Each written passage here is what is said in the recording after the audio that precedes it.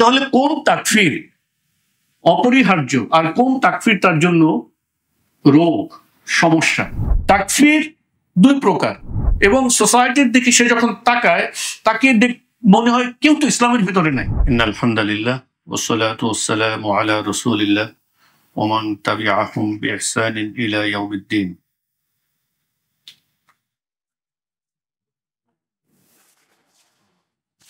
আমার আলোচনার বিষয়বস্তুটা সাজানোর সময় আমার এমনিতে একটু অকুপেন্সি বেশি ছিল। এমএসির দিক থেকে আমি একজন, আবার সিয়ানের দিক থেকেও আমি একজন।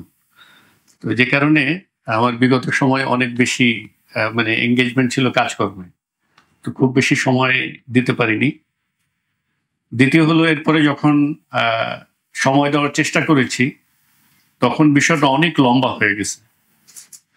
তো তখন আমি চিন্তা করছিলাম যে আমি যে বিষয়ে আলোচনা করতে চাচ্ছি এটা কি আমি ইতিহাসের বর্ণনা, ধারা বর্ণনা এবং সেখান থেকে সেই দিকে যাব, নাকি আমি যে কারণে মূলত এই বিষয়টাকে বাছাই করেছি সেটা আগে বলে নিব, এরপরে যতটুকু ইতিহাসের ধারা বর্ণনা বা ওই সময়কার প্রেক্ষাপট, আপনার খারিজিদের উদ্ভব কারণ সেটা বলবো।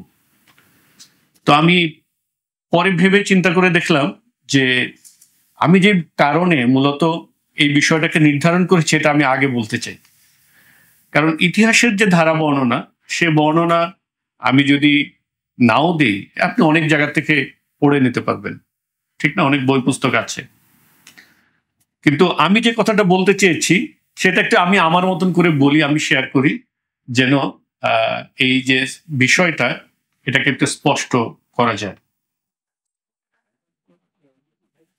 তরুণদের মধ্যে খারিজিদের চিন্তার প্রভাব, এখানে প্রধান যে প্রভাবটা নিয়ে মূলত আমি চিন্তা করেছি সেটা হলো তাদের যত লেগ্যাসি আছে, মানে তাদের আদর্শিক চিন্তার সবচেয়ে বড় লেগ্যাসি কোনটা বা বড় প্রভাব কোনটা? আপনাদের কারো ধারণা আছে?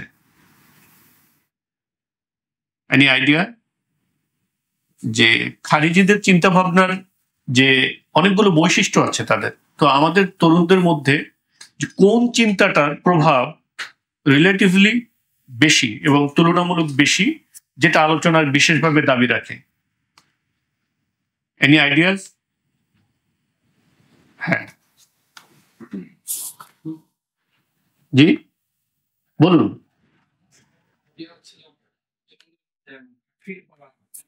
আচ্ছা আচ্ছা, রাইট পয়েন্ট। এটাই মূলত যে তরুণদের মাঝে খারিজিদের যে চিন্তাগুলো আছে সেই চিন্তাগুলোর ভিতরে তাকফিরি চিন্তার ধারাটা অনেক বেশি প্রবল। তো আমি এই বিষয়টা নিয়েই একটু কথা বলতে চাই। আমাদের তরুণরা যখন, বিশেষ করে যারা ট্রেডিশনাল যে আমাদের জেনারেল এডুকেশন, এখান থেকে যখন ইসলামের দিকে মানে প্রত্যাবর্তন করে, এই প্রত্যাবর্তন অর্থ সে ধর্ম মানে বিধর্মী অবস্থা থেকে ইসলাম গ্রহণ করা এমন নয়, হয়তো সে ইসলাম সম্পর্কে অতটা সিরিয়াস ছিল না, হয়তো ভালো লেখাপড়া করতো না, হয় এখন সে আবার ইসলাম প্র্যাকটিসের দিকে আসছে, অথবা হতে পারে মুসলিম পরিবারের সন্তান হয়ে অনেক সময় নাস্তিকতা কিংবা আপনার অন্যান্য যে সকল আপনার সাম্যবাদী যে সকল চিন্তাধারা বা মডার্নিস্ট চিন্তাধারা সেগুলো দ্বারা প্রভাবিত ছিল, সেখান থেকে ফিরে সে ইসলামের দিকে ফিরে আসছে। এই যাত্রায় যে জিনিসটা সবচেয়ে বড় প্রভাব, এই যাত্রার মধ্যে একটা ডিলেমার মধ্য দিয়ে যায় আমাদের তরুণরা, সেটা হলো তাকফিরি চিন্তা। যখন সে ইসলামের দিকে আসে তখন হঠাৎ এমন একটা ধারণা, এমন একটা চিন্তা তার ভিতরে মানে করে যে তাহলে ইসলামের মূল রূপ, আসল রূপ যদি এমন হয়, এবং সোসাইটির দিকে সে যখন তাকায় তাকে মনে হয় কেউ তো ইসলামের ভিতরে নাই, সব তো কাফির হয়ে গেছে। সো তখন সে মানুষকে তাকফির করা শুরু করে। এই তাকফির করার জায়গাটায় কি করে সে বুঝতে পারবে যে তার তাকফির করার এই যে চিন্তাটা সঠিক নয়, কিংবা তাকফিরের সঠিক চিন্তাটা আসলে কি?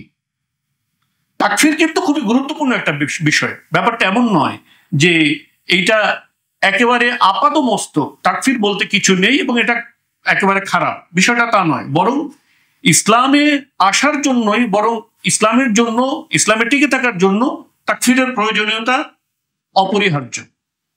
তাহলে কোন তাকফির অপরিহার্য আর কোন তাকফির তার জন্য রোগ, সমস্যা, এই জায়গাটা বোঝা দরকার। আমি এটা নিয়ে ব্যক্তিগতভাবে অনেক চিন্তা করেছি এবং যে সকল তরুণদের মধ্যে এই প্রবণতা আছে, আমি ব্যক্তিগতভাবে অনেকের সাথে এমন মিশেছি। এই অভিজ্ঞতাটা অনেক আলিমদের রিলেটিভলি কম হয়, ঠিক আছে?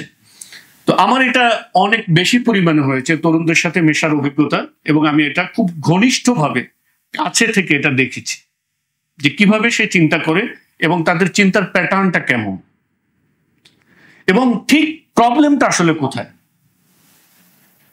এটাকে আমি দুটো ভাগে ভাগ করতে পেরেছি। সেটা হলো তাকফির দুই প্রকার, অর্থাৎ আমি বোঝাতে চাচ্ছি আপনারা যদি বিষয়টাকে ঠিক টু দ্য পয়েন্ট আইডেন্টিফাই করতে চান, তাহলে এভাবে যদি আপনি চিন্তা করেন, তাহলে আশা করা যায় যে আপনি সঠিকভাবে জিনিসটা উপলব্ধি করতে পারবেন।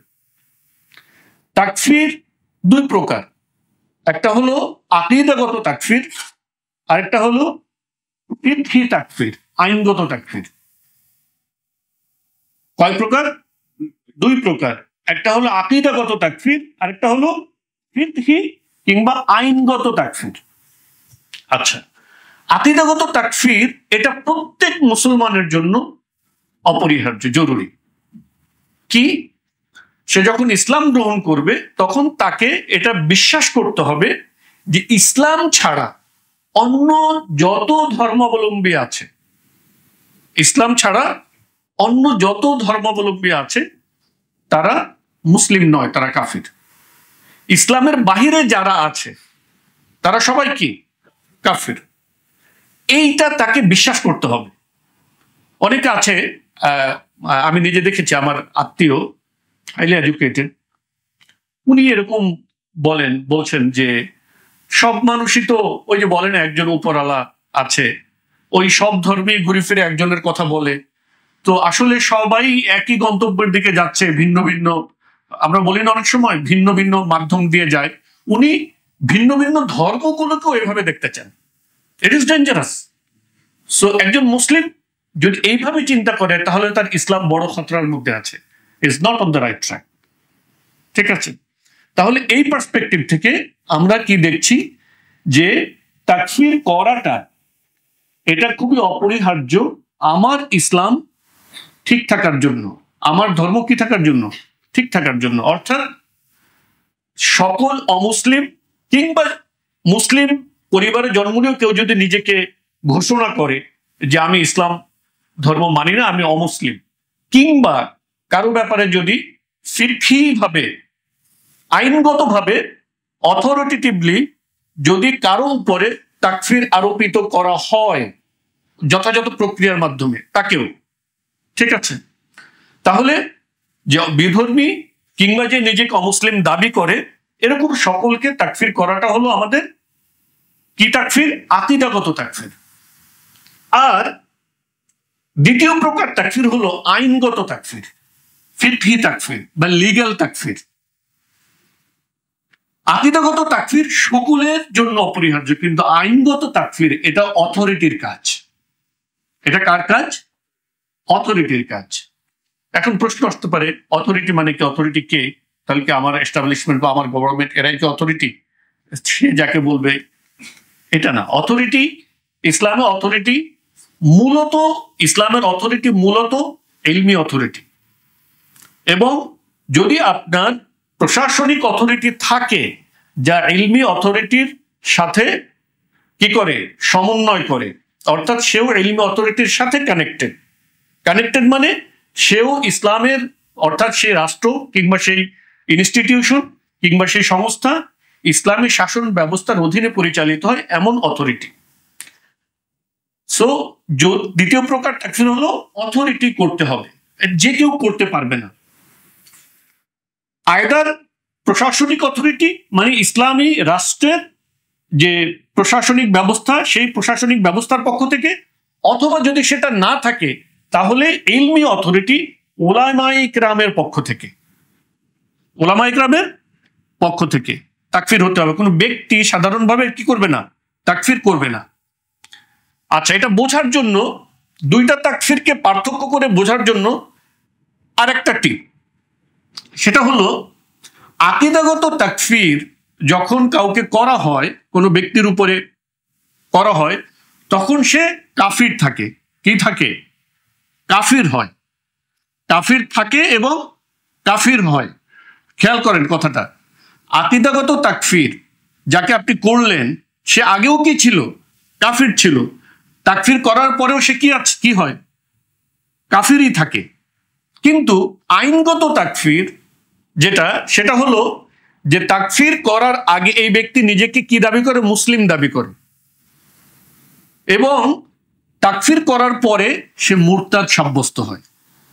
খেয়াল করেন, তাকফির যদি তার উপরে আরোপিত হয় তাহলে সে কি হয়? মুরতাদ সাব্যস্ত হয়। তো মুরতাদ এবং আরেকজন যে কাফের, আসলি কাফের, দুইটার ভিতর কিন্তু পার্থক্য আছে, লিগ্যাল পার্থক্য আছে। একজন কাফের, তার সাথে আপনার code of conduct, social code of conduct আছে ভিন্ন। আপনি তার সাথে লেনদেন করতে পারেন, তার সাথে অন্যান্য সোশ্যাল যে সকল আপনার ইন্টারাকশনস আছে সেগুলো আপনি করতে পারেন। কিন্তু যখন তাকফির করার পরে কেউ মুরতাদ সাব্যস্ত হয়, তখন তার সাথে কিন্তু আপনার কোড অফ কন্ডাক্ট ভিন্ন। বুঝতে পেরেছেন? তাহলে আইনগত তাকফির কার উপরে সাব্যস্ত হলে সে আর কি থাকে না? মুসলিম থাকে না। কিন্তু আবার কাফির, আমরা যে কাফির বলতেছি, মূলত সে কাফির হয় না, মূলত কাফির হয়, কিন্তু মূলত সে মুরতাদ হয়। তাহলে দুইটা তাকফিরের পরিণতি ভিন্ন। একটায় সে আগেও কাফির ছিল, তাকফির আরোপ করার পরেও সে কি থাকে? কাফির থাকে। আরেকটায় সে আগে মূলত মুসলিম দাবি করত এবং তাকফির আরোপিত হওয়ার পর সে মুরতাদ হয়ে যায়। দুইটা পার্থক্যটা বুঝতে পেরেছেন? নাও প্রশ্ন হতে পারে, তাহলে আমি কেন করতে পারবো না? প্রশ্ন হতে পারে না, আমি এটা করতে পারবো না কেন? এবার আপনি বুঝেন লিগ্যাল আর লিগ্যাল তাকফিরের পার্থক্যটা কি। দেখুন, লিগ্যাল তাকফির মানেই হলো লিগ্যাল ম্যাটার্স, আমরা বলি না, আইনগত ব্যাপার। আইনগত ব্যাপারটাই এমন যে আপনি আইনি প্রক্রিয়া সম্পন্ন করা ছাড়া আপনি রায়টা ঘোষণা করতে পারবেন না। নাও হতে পারে যে ব্যক্তিকে কেন্দ্র করে এই আলোচনা, সে হতে পারে অপরাধী। ধরুন একজন সত্যিকারেই চোর, কিন্তু তাকে আইনগত প্রক্রিয়ায় দলিল প্রমাণ সাক্ষী সাবক উপস্থিত করে তাকে চোর সাব্যস্ত করা যায়নি, কিন্তু আপনি দেখেছেন সে নিজে কি করেছে? চুরি করেছে। আপনি কি আসলে তাকে চোর বলতে পারবেন? আপনি মনে করতে পারবেন, কিন্তু আপনি বলতে পারবেন। বুঝতে পেরেছেন? আরেকটা উদাহরণ নেন। জিনা সাব্যস্ত হওয়ার জন্য, ব্যভিচার সাব্যস্ত হওয়ার জন্য কয়জন সাক্ষী লাগে?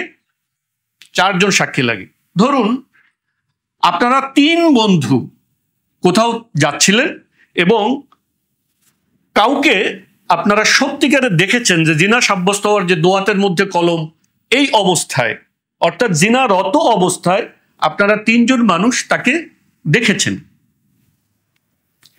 ঠিক আছে? দেখার পরে আর কেউ নেই। কয়জন দেখেছে? 3 জন দেখেছে। 3 জন দেখার পরে আপনি যদি কোর্টে গিয়ে তার নামে মামলা করেন যে অমুক ব্যক্তি, অমুক নারী এবং অমুক পুরুষ, এরা হলো ব্যভিচারী এবং ব্যভিচারিণী, আমরা দেখেছি 3 জন, কিন্তু আপনার কাছে আর কোনো সাক্ষী নেই। আপনি যদি কোর্টে এই মামলা দায়ের করেন তাহলে আপনাদের কি হবে জানেন? হ্যাঁ, অপবাদের শাস্তি হবে। কেন হবে? It is true. আপনি আপনার নিজ চোখে দেখেছেন, আপনি 3 জন দেখেছেন, স্টিল কোর্ট আপনাকে 80 দৌড়া মারবে এটা বলার কারণে। বুঝতে পেরেছেন? তাহলে এটা কেন হবে? সে তো সত্যি করেছে এই কাজ। মানে হলো যে কোনো একটা আইনগত ব্যাপার প্রতিষ্ঠা করার জন্য আপনাকে আইনি প্রক্রিয়া সম্পাদন করতে হবে। আইনি প্রক্রিয়া সম্পন্ন করা ছাড়া কাউকে আপনি অপরাধী সাব্যস্ত করতে পারবেন না, যদি সে সত্যিও অপরাধী হয়ে থাকে। এখন আপনারা যদি চিন্তা করেন যে আমি জিনার উদাহরণ দিয়েছি, চোরের উদাহরণ দিয়েছি, আচ্ছা বলুন তো, জিনা এবং চুরি এটাকে যদি এক পাল্লায় রাখেন আর ইর্তিদাদ মানে মুরতাদ হয়ে যাওয়াকে যদি আরেক পাল্লায় রাখেন, কোন অপরাধটা অ্যাকচুয়ালি বড় তুলনামূলক বলেন তো? আচ্ছা, মুরতাদ হয়ে যাওয়াটা বড়। মুরতাদের শাস্তি কি জানেন তো? আপনার জিনার শাস্তি, চোরের শাস্তি, অন্য সকল শাস্তির চেয়ে মুরতাদের শাস্তি হলো মানে most capital punishment, highest capital punishment. কিরকম? তার মৃত্যুদণ্ড হবে, তার বিবাহ বিচ্ছেদ হবে, তার আপনার মুসলমানদের কবরস্থানে দাফন করা যাবে না, তার সম্পত্তি বাজেয়াপ্ত হবে, সব কিছু হবে। আচ্ছা এখন বলুন তো, যে এমন একটা বিচারিক ব্যবস্থা, আইনি ব্যবস্থা, চূড়ান্ত পানিশমেন্ট আসবে যে আইনের মাধ্যমে, যে বিচারের মাধ্যমে, আমরা কি সবাই সেই লেভেলের বিচারক? তো তাই না? হ্যাঁ, সবাই সেই লেভেলের বিচারক না আমরা? কি বলেন?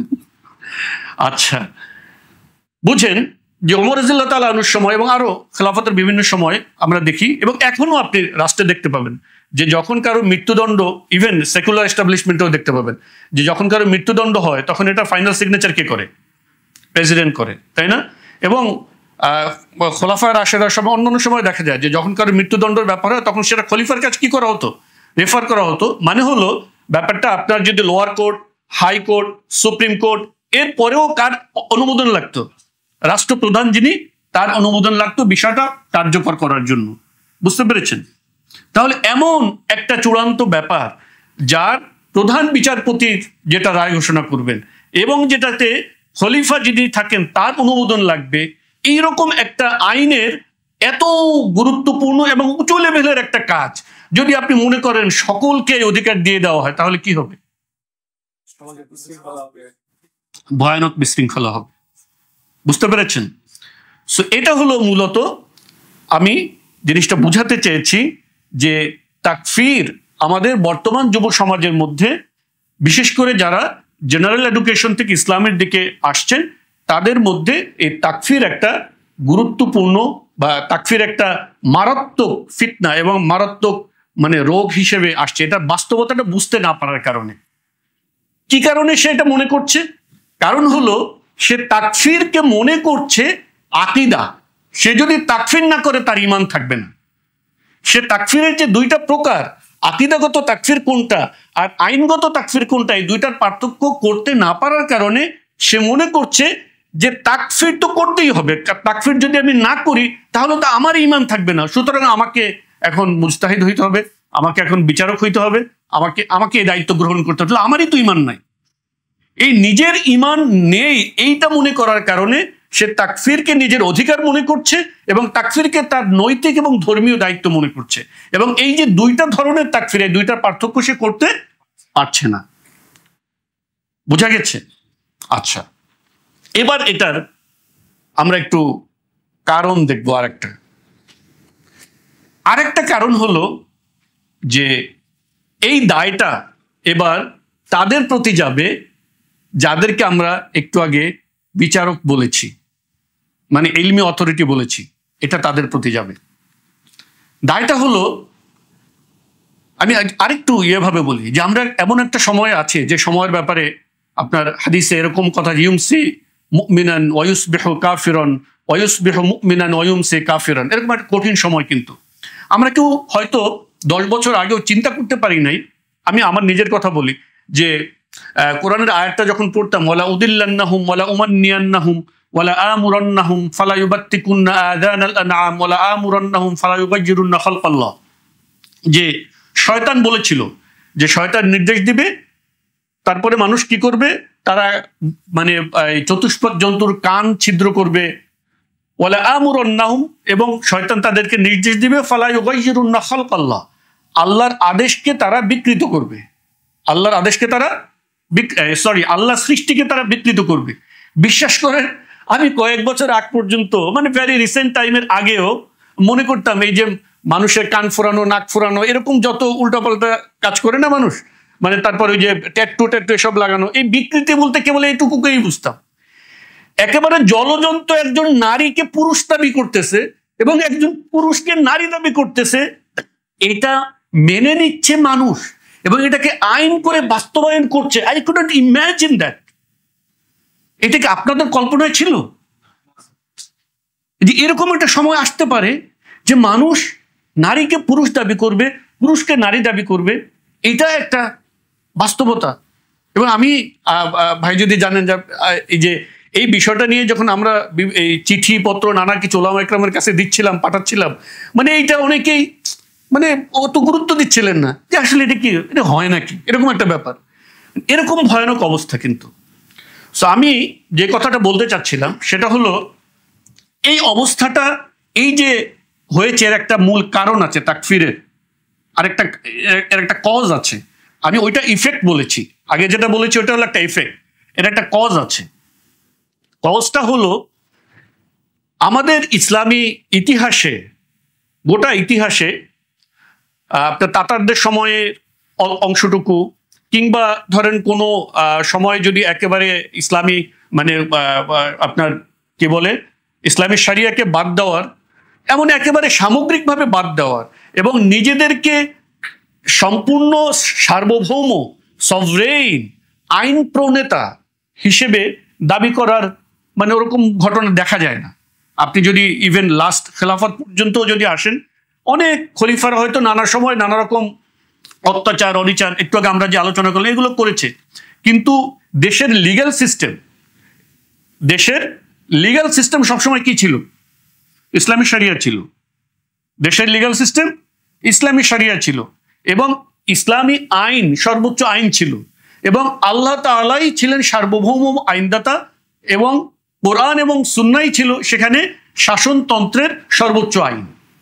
বাকি সবকিছু, সকল প্রয়োজনীয় আইন রচিত হবে কোরআন এবং সুন্নাহর অধীনে, ঠিক না? যতই শাসক জালিম ছিল, সে হয়তো ব্যক্তিগতভাবে জুলুম করেছে, সে হয়তো ব্যক্তিগতভাবে কোনো আইন দ্বারা সুবিধা নিছে কিংবা অল্টার করছে, কিন্তু রাষ্ট্রের মূলনীতিতে যে না আমরা সভরেইন ল মেকার, এই দাবি কখনো করে নাই। কিন্তু আমরা এমন একটা সময়ে বসবাস করছি যখন মুসলিম বিশ্বে, মুসলিম দেশগুলোতে এমন এস্টাবলিশমেন্ট, এমন রাষ্ট্র ব্যবস্থা কায়েম, যে রাষ্ট্র ব্যবস্থায় মানুষ নিজেকে সার্বভৌম আইনদাতার আসনে বসিয়েছে স্পষ্টভাবে, এবং তারা আল্লাহর আইনের খেলাফ আইন প্রণয়ন করছে এবং সেই আইন বাস্তবায়ন করছে, এবং সেই আইন যদি কেউ না মানে তাহলে তার উপরে শাস্তি কার্যকর করছে। Right or wrong? রাইট। এমন একটা অবস্থার মধ্যে আমরা আছি। যাদের দায়িত্ব আমরা বলেছিলাম, তারা আমাদের এই জায়গাটা গণপরিসরে স্পষ্ট করেননি। এটা তাদের দায়। তারা অনেক বিষয় স্পষ্ট করেছেন, যেমন আমরা যদি ধরি যে কাদিয়ানীরা কাফির, এটা গণপরিসরে মানুষ জানে না, একেবারে সাধারণ মানুষ তারা জানে। কিন্তু এই ব্যাপারটা যে একটা সম্পূর্ণরূপে মানে কুফরি ব্যাপার, এই ব্যাপারটা কি সাধারণ মানুষ জানে না। তারা এই প্রচলিত রাজনৈতিক যে কর্মকাণ্ড, এগুলোর মধ্যে নিজেদেরকে তারা লিপ্ত করে, এটাকে তারা ধর্মের সাথে সাংঘর্ষিক কিছু মনে করে না। একই ব্যক্তি, সে সেকুলার রাষ্ট্র ব্যবস্থা, সেকুলার আইন কার্যকর করার জন্য, বাস্তবায়ন করার জন্য সে রাজনৈতিক কর্মকাণ্ড করে। একই ব্যক্তি মসজিদে এসে কি করছে? সালাত আদায় করছে, তাহাজ্জুদ পড়তেছে। তাহাজ্জুদ গোজার মানুষ আছে, নট 5 ওয়াক্ত সালাত পড়লি তাহাজ্জুদ গোজার মানুষ আছে। আপনি আজকের এক পুলিশ ভদ্রলোকের দেখছিলাম ভিডিও, সে মানে বলছে যে কখনো এই বিরোধী কোনো কথা বলবেন না, তারপরে সরকার বিরোধী কোনো কথা বলবেন না, এবং এটা আমি আমার পবিত্র দায়িত্ব আমানত পালন করছি। হয়তোবা হতে পারে আবু সাইদ যে গুলি করছে, সে বিসমিল্লাহ বলে গুলি করছিল, এবং সে মনে করছে যে সে শান্তি প্রতিষ্ঠা করতেছে আর এরা হলো বিশৃঙ্খলা সৃষ্টিকারী। এটা সে মনে করতে পারে, এবং এই মনে করার লজিক্যাল গ্রাউন্ড আছে তার কাছে। আমি কিন্তু এটা বলছি না, সে সত্যিকারভাবে আন্তরিকভাবে ইখলাসের সাথে এই জিনিসটা মনে করতে পারে। কেন মনে করতে পারে? তার কারণ তাদের দৃষ্টিতে, তাদের কাছে আমরা এটা স্পষ্ট করি নাই যে এই মুসলিম বিশ্বে বর্তমান সময়ে যে সেকুলার শাসন ব্যবস্থা আছে, এইটার সাথে যে দিনের কোনো সম্পর্ক নেই, একই সাথে একজন ব্যক্তি এইটার অংশ এবং ইসলামের অংশ, এটা যে হতে পারে না, এবং দুইটা যে দুই মেরুর, একটা কুফরি একটা ইসলাম, একটা বেদিন একটা দিন, এটা আমরা কি করি না, মানুষের কাছে স্পষ্ট করি না। আলিম ওলামাদের এখানে দায়ী আছে, তারা এই জিনিসটা স্পষ্ট করে দেয়। এই না করার কারণে একটা ব্যাপক সংখ্যক মানুষ এটার মধ্যে লিপ্ত। এবং যখন একজন মানুষ, একটা জেনারেল এডুকেটেড ছেলে ইসলামের দিকে আসছে, যখন এই পর্দাটা তার সামনে উন্মোচিত হয়ে যাচ্ছে, তখন সে চারিদিকে তাকাচ্ছে, আরে ও তো এইটা করে, ও তো এইটা করে, ও তো এইটা করে, এবং সে তখন সবার উপরে কি লাগাচ্ছে, জেনারেলাইজেশন করে তাকফিরের সিল লাগিয়ে দিচ্ছে। সো তাহলে কারণ যেটা ছিল সেইখানে আলিমদের দায়ভার আছে। তারা এই বিষয়টাকে ওইভাবে স্পষ্ট করেন নাই যেভাবে স্পষ্ট করা উচিত দরকার ছিল, বরং উল্টা এরকম হয়েছে। ঠিক আছে, অনেকেই এই প্রক্রিয়ায় নিজেরা অংশগ্রহণ করেছেন, তাদের তাওয়িল আছে, কিন্তু এই প্রক্রিয়ায় নিজেরা অংশগ্রহণ করেছেন, কিংবা এস্টাবলিশমেন্টের সাথে নিজেদের দহরম মহরম আছে। হ্যাঁ, এর দ্বারা সাধারণ মানুষের ভিতরে কি হয়েছে, আরো কনফিউশন সৃষ্টি হয়েছে। তাহলে তো এটা কোনো সমস্যা না তেমন। সুতরাং এই জায়গাতে তাদের যে দায়, এটা নিজেদেরকে নেওয়া এবং গণপরিসরে মানুষের কাছে স্পষ্ট করা, সেকুলারিজম এবং ইসলাম এই দুটো একসাথে চলতে পারে না, এটা স্পষ্ট করার দরকার আছে। একই সাথে আমাকে খেয়াল করতে হবে যে তাকফিরের যে প্রবলেমটার কথা আমি বলেছিলাম, যে বুঝতে পারেন ডাক্তার সঠিকভাবে কাজ করছে না, এর অর্থ এই নয় যে কম্পাউন্ডার অপারেশনটা করে ফেলতে পারবে। আলিমরা তাদের যদি এখানে তাদের দায়িত্ব সঠিকভাবে পালন না করেন, এজন্য এই না যে আপনার জন্য তাকফির করাটা কি হয়ে যাবে, তা আপনি তখন বিচারক হয়ে যাবেন, আপনি তখন প্রধান বিচারকের দায়িত্ব পালন করবেন, আপনি তখন দায়িত্বটা তুলে নেবেন, তা নয়। আপনি প্রয়োজনে তাদের, আলটিমেটলি আপনাকে তাদের কাছেই যেতে হবে। যদি, এবং আলিমদের দায়িত্ব আলিমদেরকেই পালন করতে হবে, এমন নয় যে আলিমরা পালন না করলে আপনি পালন করে ফেলতে পারবেন। ডাক্তার যদি ডাক্তারের দায়িত্ব অবহেলা করে, তাহলে আপনার কাজ ডাক্তারকে দরকার হয় হাতে ধরা, দরকার হয় পায়ে ধরা, ডাক্তার সাহেব আপনি অপারেশনটা করে দেন। কিন্তু ব্যাপারটা এই না যে ডাক্তার করতেছে তো আমি পোষানো আরম্ভ করে দিলাম, এটা না। দরকার আপনারা আলিমদের কাছে যান, তাদের হাতে ধরেন, পায়ে ধরেন, বুঝান, ওস্তাদ সমাজের এই অবস্থা, আপনারা তো মাদ্রাসার মধ্যে আছেন কিংবা একটা অন্যরকম পরিবেশে আছেন, বাস্তবতা অনেক কিছু হয়তো আপনারা দেখতে পাচ্ছেন না, আসলে বাস্তবতা এই। যদি না বুঝে থাকে আপনারা বুঝান, কিন্তু নিজেরা তাকফিরের দায়িত্বটা নিজেদের উপরে তুলে নিয়েন না।